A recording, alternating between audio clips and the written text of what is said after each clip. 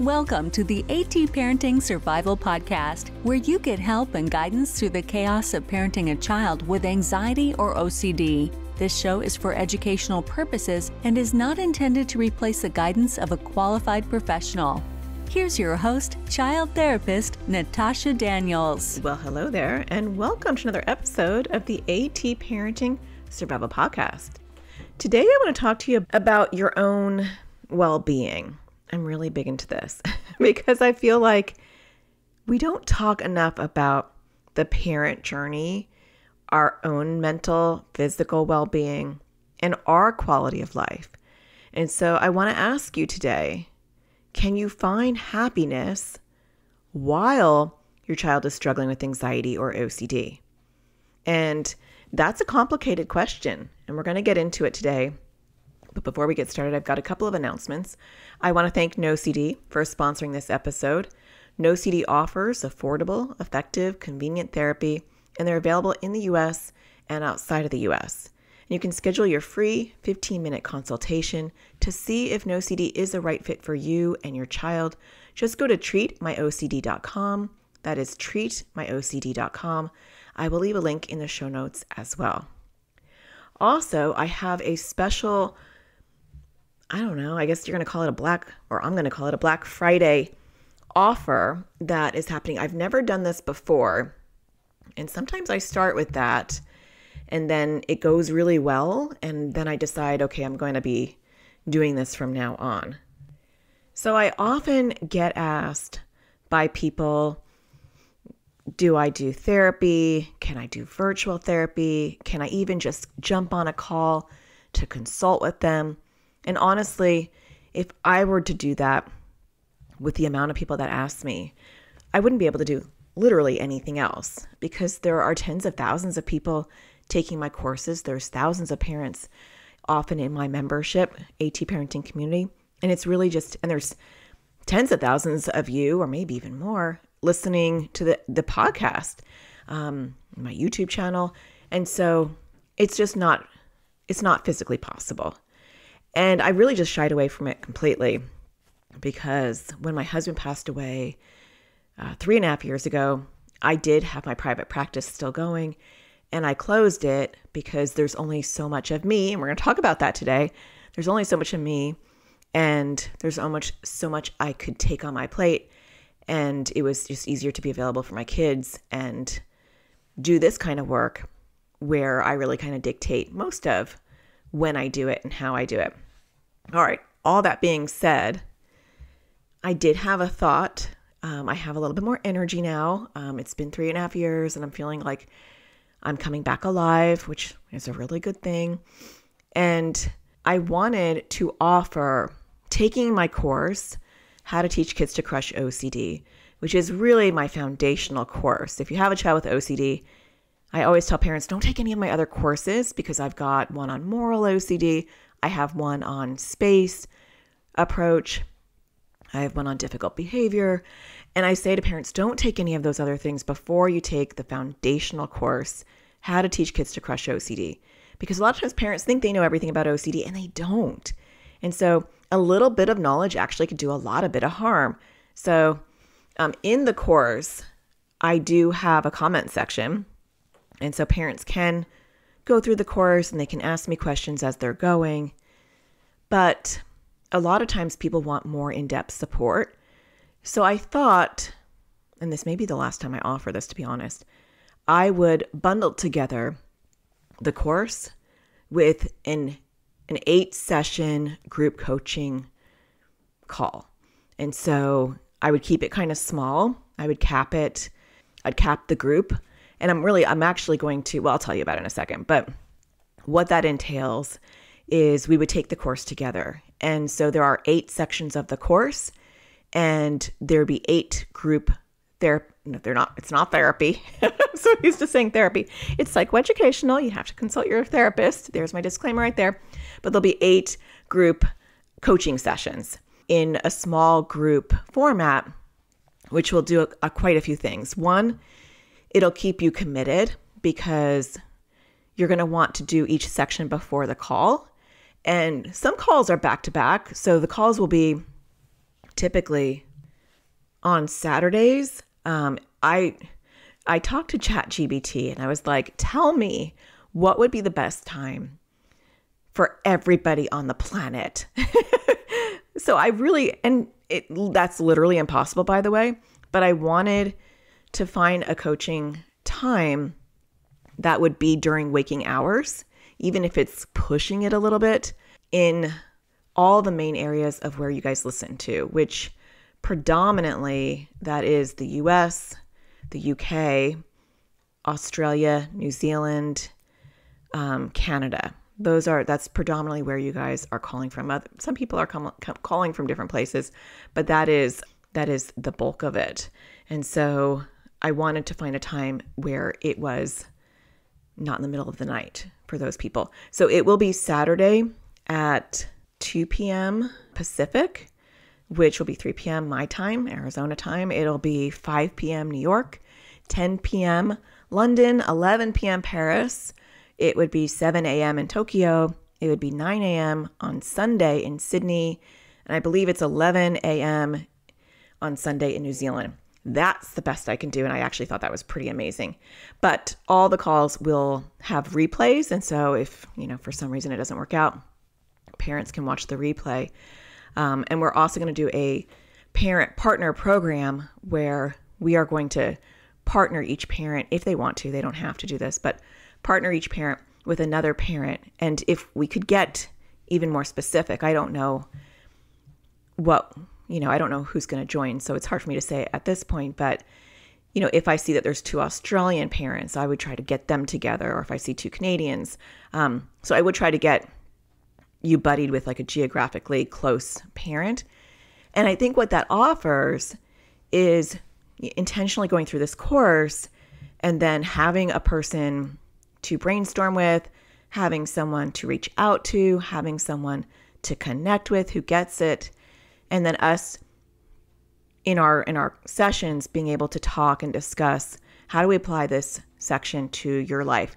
And so even if you have already taken the course or it's been a while since you've taken the course, this is actually still a really good opportunity to just get that magnifying glass and really look.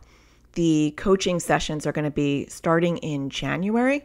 I thought, with the new year and everyone's busy in December, let's start it fresh in January, and then it will go all the way until, I believe, March. Still playing with the dates. So sometimes it'll be back-to-back weekly sessions, and sometimes there'll be a 2-week gap or a 3-week gap, depending, because we do AT Parenting Community Support Group calls once a month, and so that conflicts.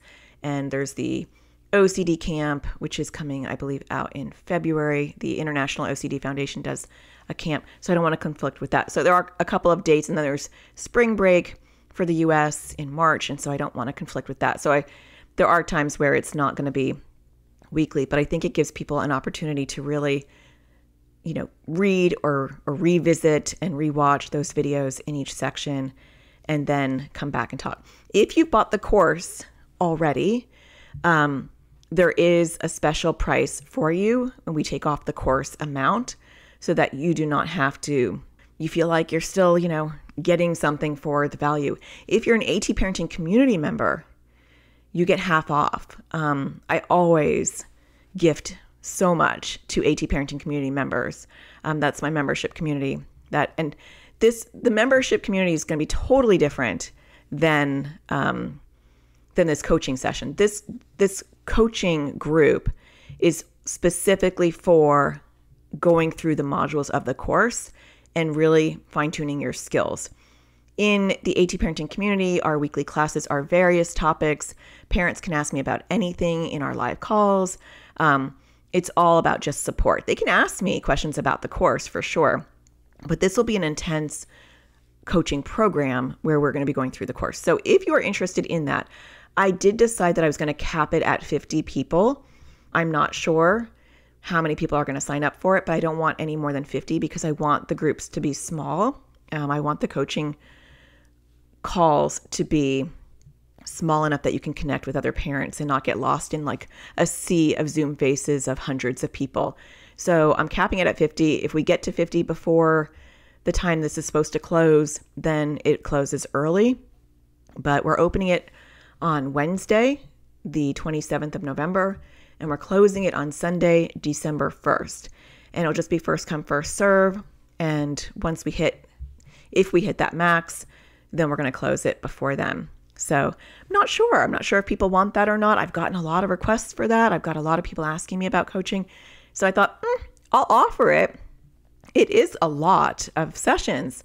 So I try to make it as affordable as possible, but it is a lot of face-to-face time, a lot of sessions that you're talking about, 8 sessions, 8 therapy sessions, plus the course.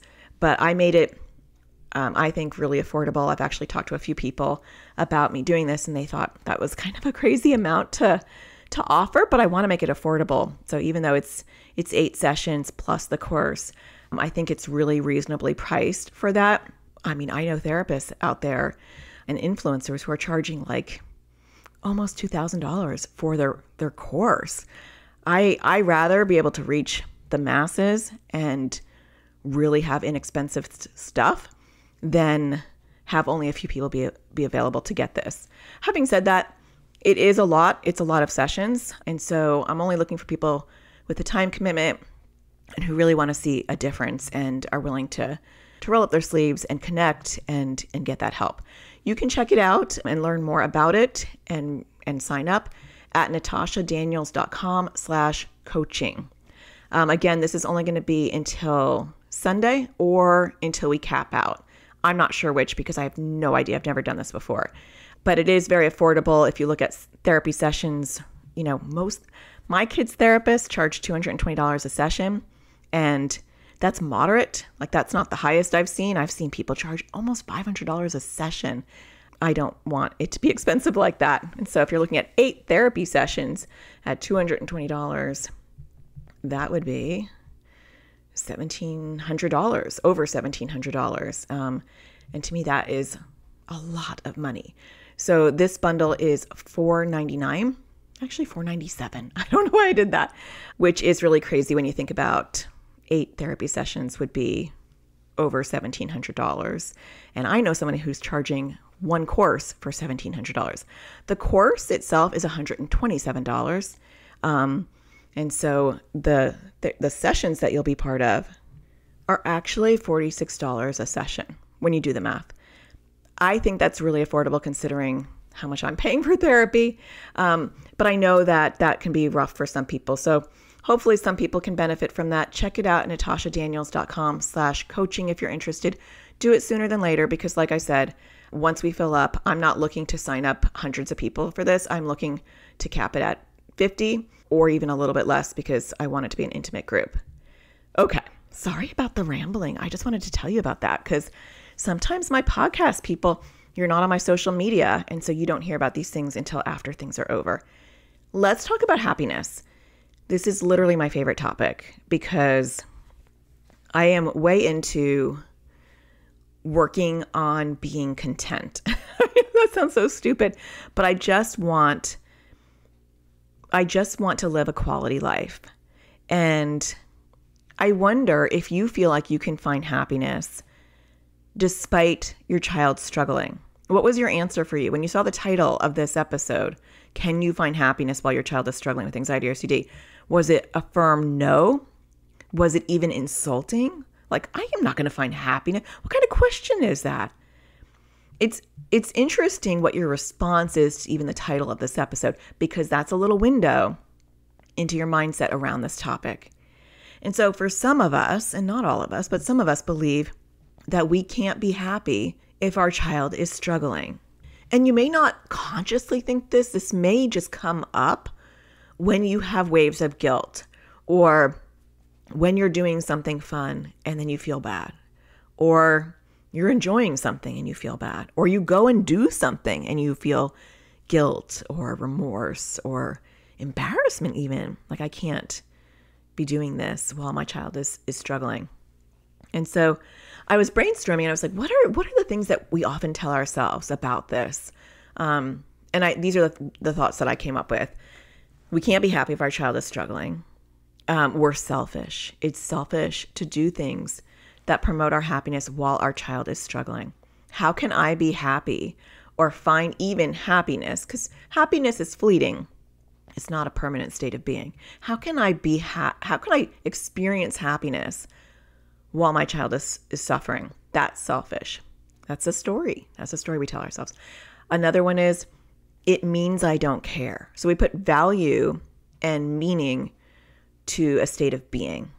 If I find happiness or I do activities or things to make myself happy, it means I don't care. Another one might be, it means I'm an inconsiderate person. How can I go and carve out time to do this for myself? Or how can I experience this emotion when my child can't? That's inconsiderate of me. And so you want to look at what stories you tell yourself around finding happiness. And I would ask you, does our suffering improve our child's suffering? If you are miserable alongside your child, does that help your child feel less miserable? I mean, obviously the answer is no, right? But sometimes objective facts and our emotions are just not in sync. And so the reason why I'm doing this topic today, because it's always about me. No, I'm just kidding. Kind of, not really. I try to come up with things that are from my heart. And so unless, an AT parenting community member has asked me to talk about something or cover something, this is episode 394. That means I've covered everything. And if I haven't, and you're like, no, Natasha, you haven't covered this one thing. Sometimes we get emails about people wanting us to cover things, and they're too specific. We get a lot of emails with requests on topics, and most of them are like these very specific things that I don't feel like the general audience is going to want to hear about. And so if you are one of those people that I've emailed you and you haven't done it, it's probably because we didn't feel like it was general enough. And that's unfortunate. I mean, that's why we have the AT parenting community, because people then can ask me direct questions in the forums and I can talk to them directly. But I have to do episodes that are going to resonate with a large group of parents raising kids with anxiety or OCD. I have done very specific topics on a lot of specific themes, on anxiety themes, OCD themes, co-occurring conditions, all of that, to just cover all the things that anyone would need to know. And I've covered it all. And if I haven't, just let me know. And then maybe we'll do it. But I do feel, I went on a tangent and then I forgot where I was. Oh, I remember. And so a lot of times I just do a gut check with myself. What's been interesting for you lately? This is what I say to myself. Because the more passionate I am about something, or the more I'm going through it, the more I can relate and make a better episode. So I was driving to meet a friend for breakfast today. And I was leaving my son, who is in online school, and he's 15, so I can leave him. That's okay. And I was feeling this guilt because we're in a middle of an ARFID crisis. ARFID is avoidant restrictive food intake disorder.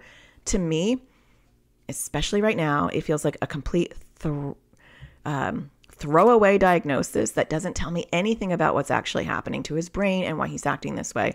But I'm trying to get back in touch with the Pandas Pans people in Arizona, because they're the only place to start.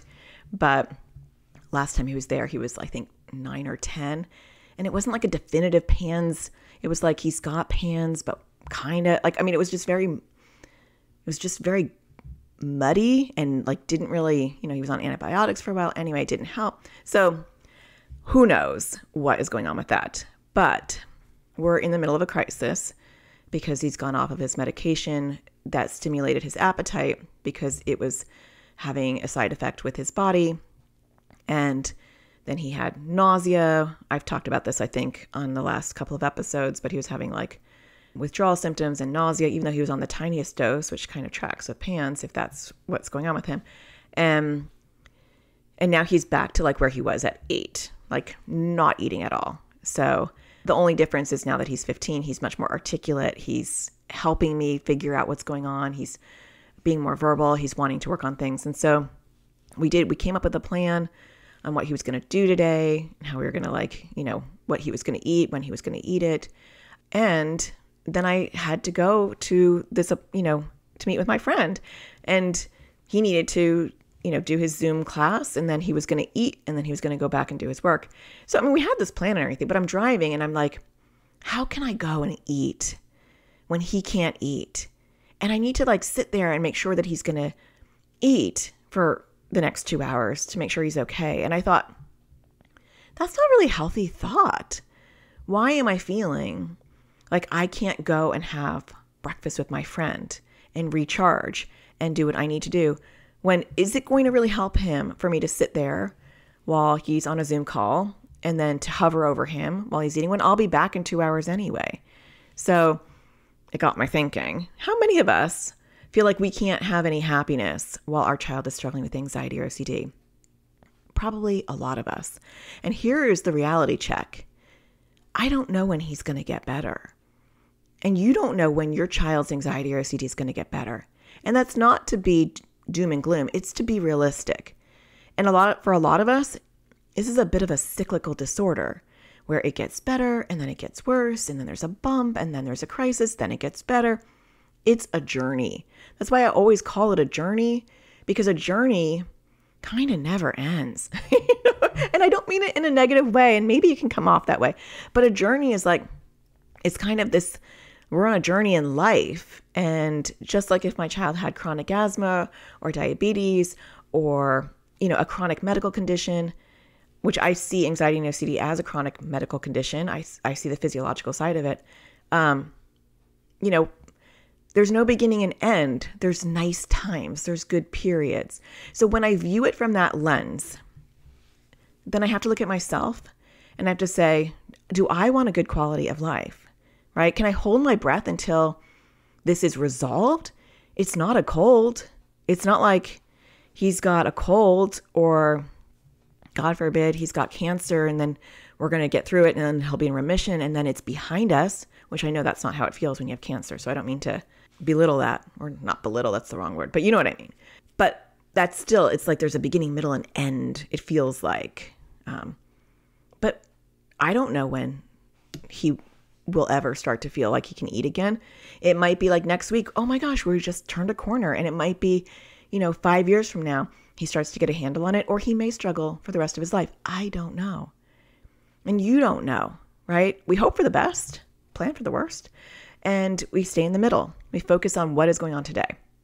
And our quality of life and our ability to find happiness in whatever pockets we can is really important. Not only on a physiological level. There was a study, and I wish I could find it, but I can't right now, where they took caregivers. And I'm trying to think, these caregivers were for dementia patients. I don't remember. But they took a sample of caregivers and who had like the daily responsibility of helping a loved one. And they took people who were not caregivers. We're caregivers, by the way, if you're not getting that, right? We're having to care for someone above and beyond what typical parenting requires.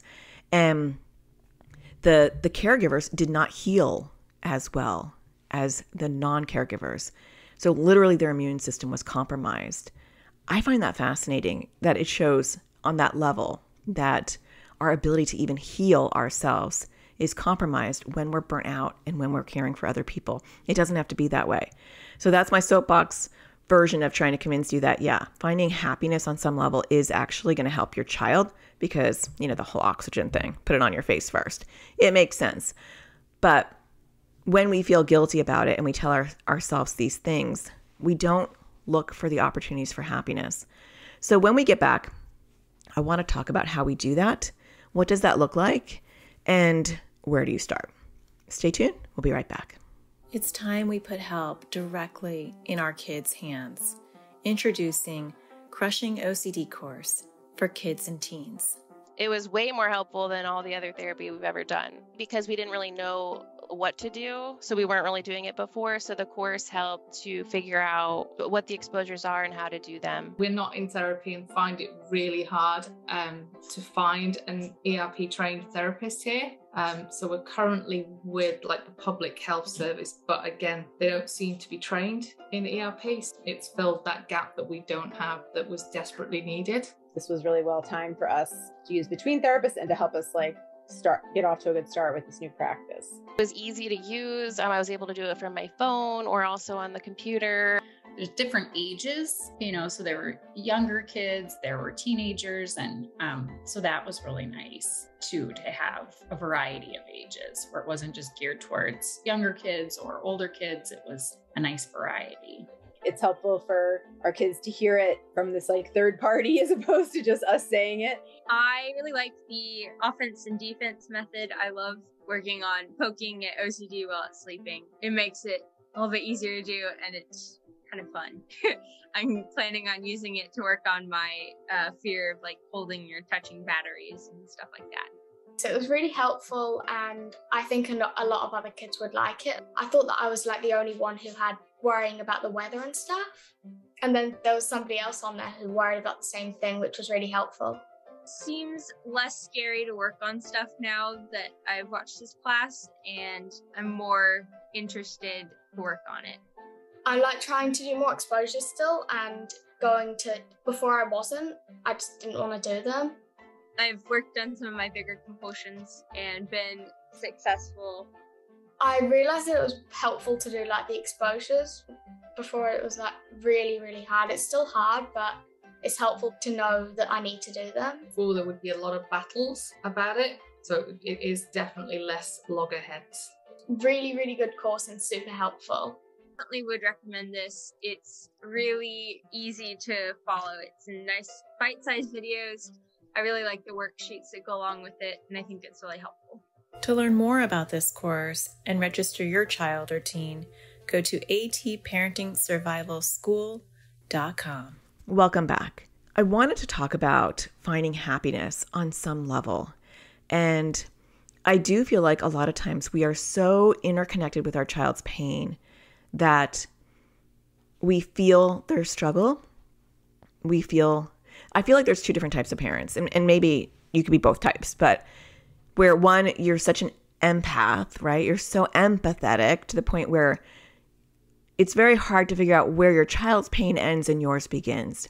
And there are people who just feel other people's pain on a deep, deep level. My daughter is one of them. I'm not, but I think it's a wiring issue. There's also parents who are until this is fixed, I can't relax. And it's this itch that you can't scratch. It's I gotta fix this. That is how I started to feel about my son's ARFID recently. It's I've gotta fix this. I'm still a little bit like that. It's a daily practice. But I'm what's the underlying physiological issue that's causing this? There's something going on. And so some of us might have the mentality of I've got to get the right ERP, exposure response prevention. I've got to find the right psychiatrist. I got to get into the right treatment program. And all of that is important. I'm not saying that isn't. It is super important. But what I am saying is we live life in between, right? And so you can't hold your breath and wait for a good ERP therapist, a good psychiatrist, a good treatment program, your child's buy-in, your child's motivation, your child's making progress, your child is doing better. Your child doesn't have any compulsions anymore. And then you breathe. You can't do that because you might be holding your breath way, way too long. And so how do we find the happiness in small things? And that is the multi-million-dollar question. And I think it starts with how you view it. That's why I'm spending so much time talking about this part of it, is giving yourself permission to be okay, separating yourself from your child. And I am in the thick of it, to be honest. I'm just trying to let you know that this is currently happening to me, where I said to myself today, I can only do so much each day. That is my job to support him, right? And I can worry and spin out of control about what this means for next week, next month, next year, what it means for his life. But really, when I start to focus back into what does it mean today, what do I need to do today? There's only so much I can do. So we already talked about when he's going to eat, what he's going to eat. I'll monitor that. And then I made some phone calls trying to reach out to certain people to get him an appointment. And that's all I could do today. It's when you slow down what you can do on a daily basis, it's not that much. That is it. And so is it going to really serve me to just worry for the rest of the time? There comes a time when you're doing research to the point where you're blind and it's not helpful, right? So I I think it is really important to separate the panic into tasks. I don't know. I think that kind of like trumps my thinking part of my brain of like, okay, what are my tasks? And I'm doing all the tasks that I can do, and that is all I can do. And then finding your happiness during hard times is really important. I'm reading this book right now, which I think is actually really interesting. I've been reading 2 good books. If you're into books, I'll tell you what they are. So I read first The Good Life. I don't know if you've ever read that, by Robert Waldinger and Mark Schultz. The best book I've ever read. And it's about this Harvard longitudinal study about happiness and what made people feel like they had a quote unquote good life. And it followed people from like their teens all the way into their death. And the study started in the 40s and it's still going on today. Incredibly interesting of like what makes a good life. And it's not objective. It's not like, well, my child had anxiety OCD, so I have a bad life. It's about connections. It's about what you make of it. It's a fantastic book. Read it. It's really good. I listen to books. I don't read them, but you do you. The other book that I'm now listening to is What Brings You Happiness I'm sorry, that's not what it's called. I'm reading my notes, and I think that's part of what I want to talk about with that. It's called Happier Hour by Cassie Holmes. And she's a researcher, and I was listening to a podcast where they were interviewing her, and I was like, and then they mentioned that she had a book. I'm like, oh, I have to get this book. It talks about happiness again, which I'm very interested in, and what research says about what makes people happy, what brings you happiness. That's why I had that right by her name. What brings you happiness? But the interesting thing I want to tell you is that one of the assignments that she has you do as you're listening to her book is you chart your day and you rank how happy it makes you feel. And, once you have charted like a week or 2 weeks, you look for the patterns of like what makes you happy and what doesn't. And she has research to talk about what makes her happy, what makes people happy and what doesn't statistically. It's really interesting. But I'm charting, my days, and I'm really surprised at the things that are making me happy. And they're little stupid things that are like an 8 or a 9. Going out for a meal with a friend, that's a 9 or a 10 for me. That's important.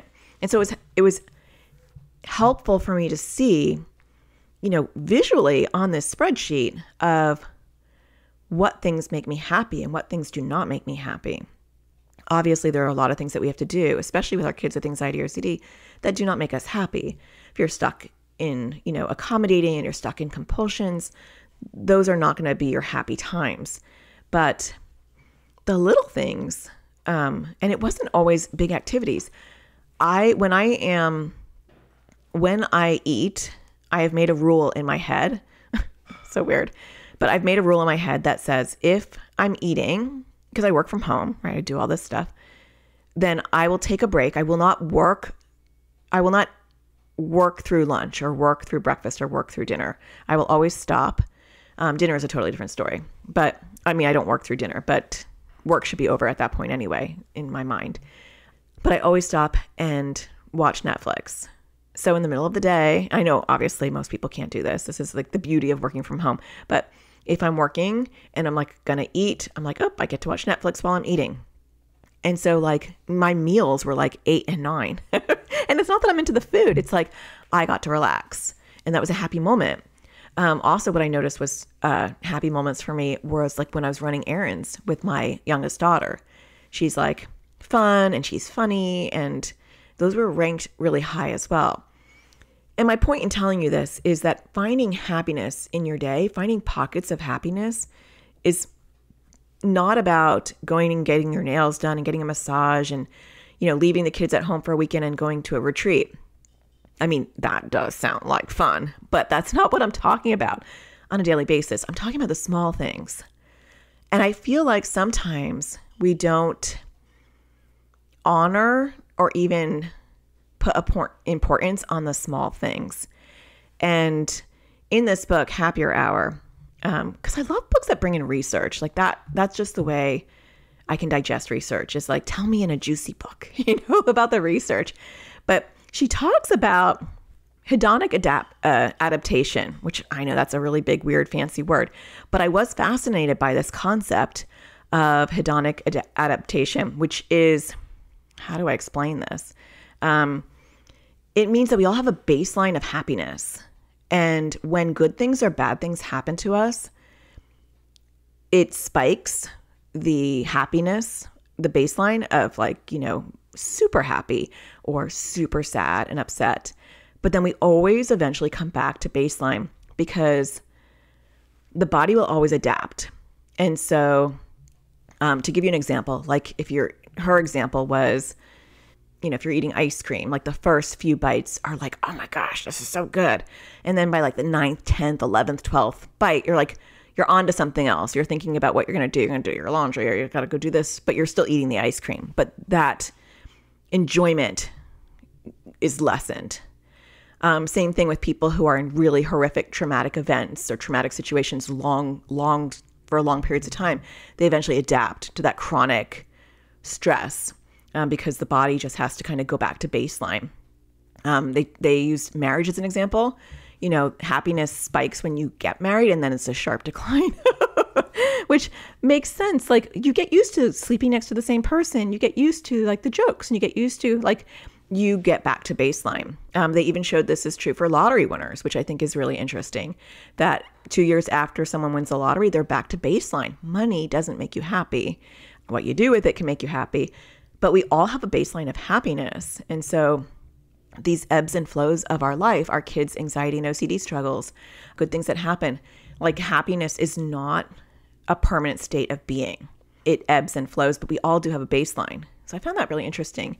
And she was talking about how they did, like when you eat chocolate, they did a study and they had people eat chocolate for a whole week and they had people not allowed to eat chocolate for a week. And then they gave them chocolate when they came back. And the people that hadn't had chocolate in a week were like, oh, this is so good. And the people who had chocolate all week were like, yeah, it's chocolate. I've been eating it all week, which kind of it's not rocket science. That makes sense. But it makes me think about what things do we take for granted that are right in front of us? What things that we've kind of gotten blind to because it's always there. And this, I guess the reason why I think this way and the reason why I'm so interested interested in this is because of my husband's death. And so, how like when people say to you, it's like a rendition of what people say, but sometimes they'll say things like, if you could like go anywhere or do anything, like what would it be? If you could have any experience, what would it be? Or if you can go back in time or forward in time, or where would you go? Or like a lot of times people say like, who would you have lunch with? And I don't know if you get philosophical when you lose a partner or like a child or someone like in your immediate family, but I'm a deeper thinker than I was, I think 3.5 years ago. And I think about that question a lot. I guess the brain messes with you. It's like, if you can go back in time, would you? If you could do this differently? You play a lot of what ifs when you have lost somebody, especially I think a partner or a child. And I always think if I could go anywhere and do anything or have anything I wanted, the only thing I would want is to have a Sunday back with my husband. I would do anything to go to Panera Bread and go sit in a booth while he's playing Candy Crush and, drink my coffee and go to Walmart and joke around. I always used to pretend I was going to bite him. I have no idea why. And I would be trying to bite him and he'd be like, go ahead, do it. And we'd just walk the aisles. I would give anything for that moment again. This normal, mundane, did it every Sunday event. There are roughly 53 Sundays a year. And we were married for 12 years, but he was in the FBI, and so he didn't get stationed here until a year after. So let's say we were together for 11 years. Well, let's say 10 years, because we weren't doing the Walmart Panera thing until we moved up here. So let's just do math. It'd be easier anyway to say we had 10 years probably had a little bit less actually, but we had 10 years of Panera and Walmart, probably less. But that's 530 Sundays. That was it. And if I had known, and I'm not trying to like depress everybody, there's a point to this, but what if there was a countdown and it was like, you're at your 529th,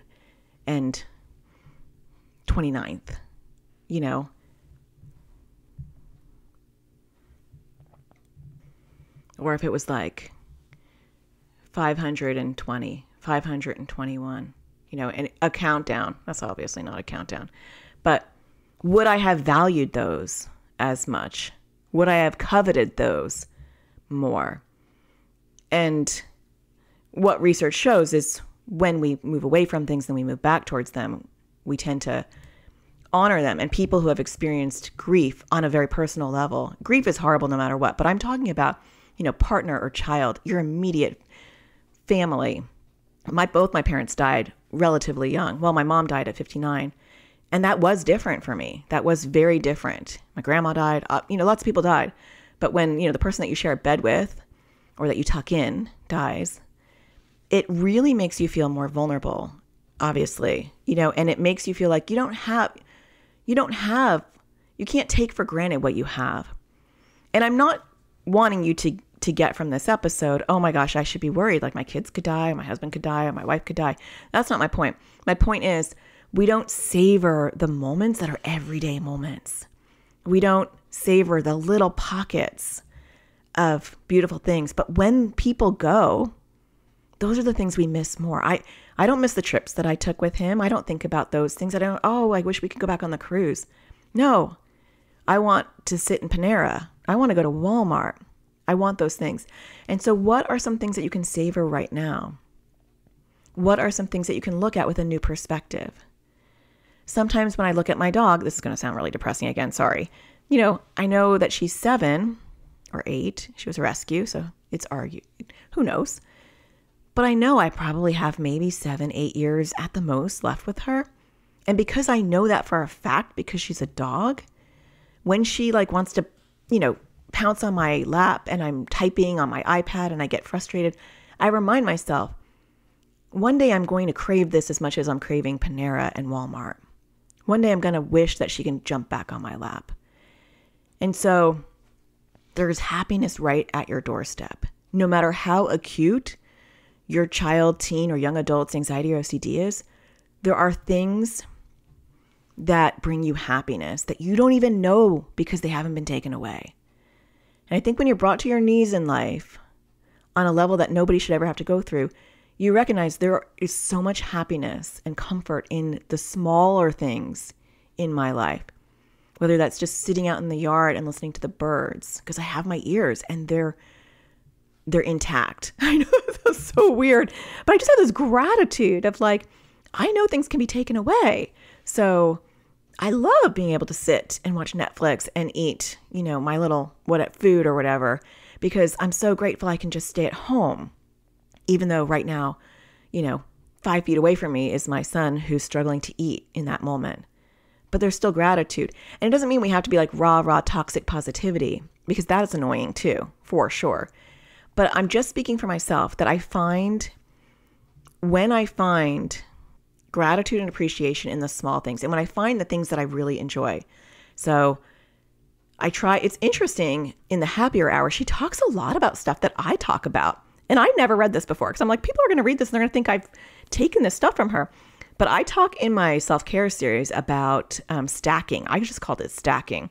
I do the chores or the things that I don't like, and I stack it with something that I do like, because I want a higher quality of life. I want to feel happy. I want to feel happiness. Not that I want to be happy all the time. I do like a good cry as well.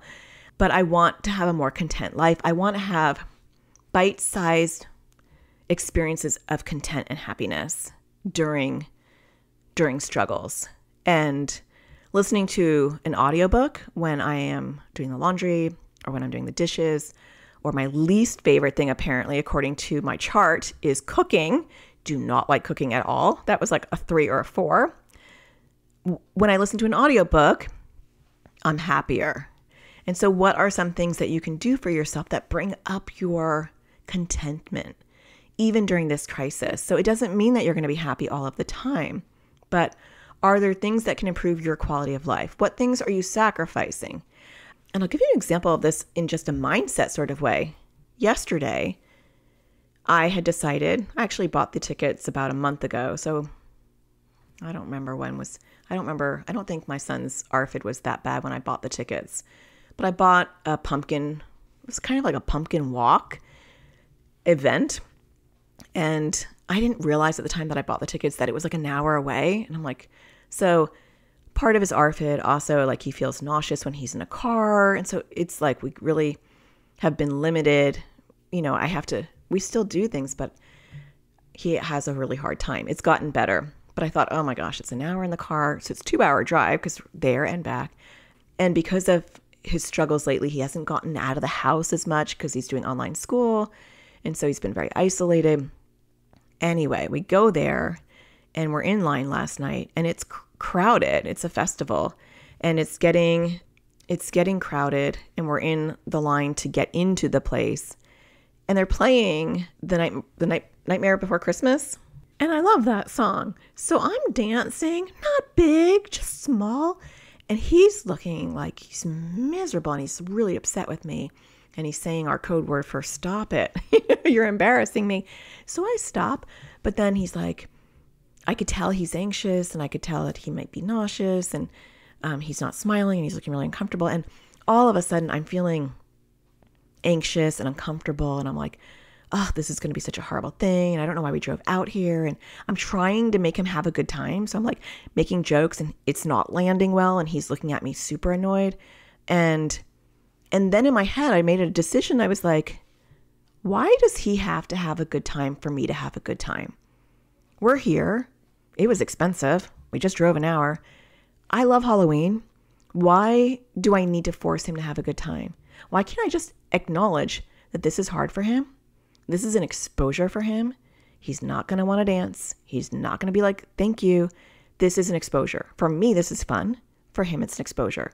We can actually have different views. I can feel happiness. He can feel miserable, and both are okay. I don't know. I just had that epiphany in that moment yesterday. And it did shift the energy because I became mentally like upbeat again, but I didn't force it on him. And I left him alone. And then he'd walk ahead. It was a nighttime trail and it was super dark. I couldn't see him and he'd walk ahead.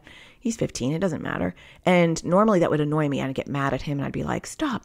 But I was like, just let him walk ahead, and eventually his mood got better and he started to he wasn't like, this is the best thing ever, but he lightened up and it didn't matter to me. Like that wasn't my goal. My end goal wasn't like, I want you to be happy and I want you to have a good time. It was like, you do you and I'll do me. I can't force happiness on you. And I'm also not going to let it impact my happiness. And that's hard. That is really hard to do. And at the end, I just said, you did really good. I know that was more of an exposure for you than it was a fun pumpkin thing. And I appreciate that you got through it. I appreciate that you hung in there. And that mental shift of how I was viewing it really helped. And so maybe try some of these things. Ask yourself, what things give me happiness? Maybe chart it if it's interesting to you. I didn't chart it for 2 weeks because that was way too much. I charted it for 4 days because I couldn't do it anymore. It was like a chore to chart it. But it was I think I did it for 5 days. But in the 5 days, it was I do the same thing every day. So I didn't think it was going to be that different. But that might be an interesting thing for you.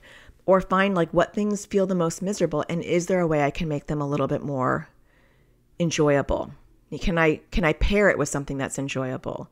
Are there little things that I can do? It's gotten cooler out here. And so in the morning, I normally check my email. I check the AT Parenting community forums. And I said to myself the other day, can I do this out in the patio? And that made a difference. It was like the fresh air and hearing the birds chirp. And I'm still doing my work, but I'm out in nature and it felt better. So all of us are different. And what moves the dial for you regarding happy moments is going to be different than for me. But I think to recognize that we take for granted the things that are right in front of us. And now I think, and this is maybe a little bit of a morbid thought, but I always think, what would be the next thing? Like now it's my husband and it's Panera and Walmart, but I think, what would it be with my other loved ones? Or what would it be like with my house or like something else? And like, could I show the gratitude for it now? Can I appreciate it now before I have to like wish that I still had it? And it can go into anything, a warm drink, sitting outside, petting an animal, taking a moment and listening to a really good book. There are pockets of happiness. And when my husband died, I had to find those pockets of happiness because I literally physiologically couldn't function without it. Like I was drowning in overwhelm and hopelessness. And for 2 hours a day, we would watch at night Survivor. I know, it was so weird. And all of us would do it. We picked a time like 7 or 8 p.m. And they weren't going to school. I wasn't going to work. Like we were just for 3 months, just zombies. But at 8 p.m. we got together. We'd watch like 2 or 3 episodes of Survivor. And it was the only time during the day that I felt relief because I enjoyed it. I just lost myself in the stupidness of the show. And I ate a lot of cupcakes and I got a subscription to flowers like roses. I did a lot of weird things to just find little pockets of happiness in my complete and utter misery. So I hope that this was helpful and not a bunch of rambling. I do feel like there's so much that we can do for ourselves because we have not a lot of control sometimes in our kids' journey. So I hope that you're enjoying the podcast in general. I hope that you find it helpful. If you are, don't forget to hit a star and rate it. I do really appreciate that. To show my gratitude, I always like to end reading one if I do see a new one. And I do see a new one. I want to thank Dan DeSan, who wrote, "Very good at explaining OCD and how to support it. Thanks for making this podcast. This is so helpful for parents who are new to OCD." And I'm so glad. That is my hope, is that, people can get educated, they can get connected to the right resources, they can get the right information so that they can help their kids with anxiety and OCD. And part of that is also helping you and helping you support yourself because caregivers need support too. So I hope that was a message for you today. Don't forget, if you want to sign up for the coaching program, if you already have purchased the course or you are an AT Parenting community member, I'm not sure yet because I'm recording this October 21st, how we're going to do that. But you can email Ayla at atparentingsurvivalhelp@yahoo.com and just ask her for the special link. If you've already bought the course, there's a special link. And if you are an AT Parenting community member, we will be sharing that with you. But if for some reason you've missed that, we will give you that special link because members get 50% off because you already have access in the library to how to teach kids to crush OCD. And if you've already purchased the course and you want to be part of this coaching program, we will take off the $127 so that you don't have to pay for a course that you already have, right? That doesn't make any sense. Check it out at natashadaniels.com/coaching. Just remember that there's a firm closure December 1st, 2024, but we will close before then if we get up, we have it cut to 50. And so the system will automatically shut off once we reach 50. So first come, first serve. And hopefully there'll be people who want some coaching because I'm actually looking forward to it. I think it's going to be really cool to really get to know an intimate group of families on a consistent basis. So I hope that you find the sparkle in everything you do. And I'll talk to you again next Tuesday. Take care. Thank you for listening to the AT Parenting Survival Podcast. To get additional support raising a child with anxiety or OCD, visit Natasha's online school of on-demand classes at atparentingsurvivalschool.com.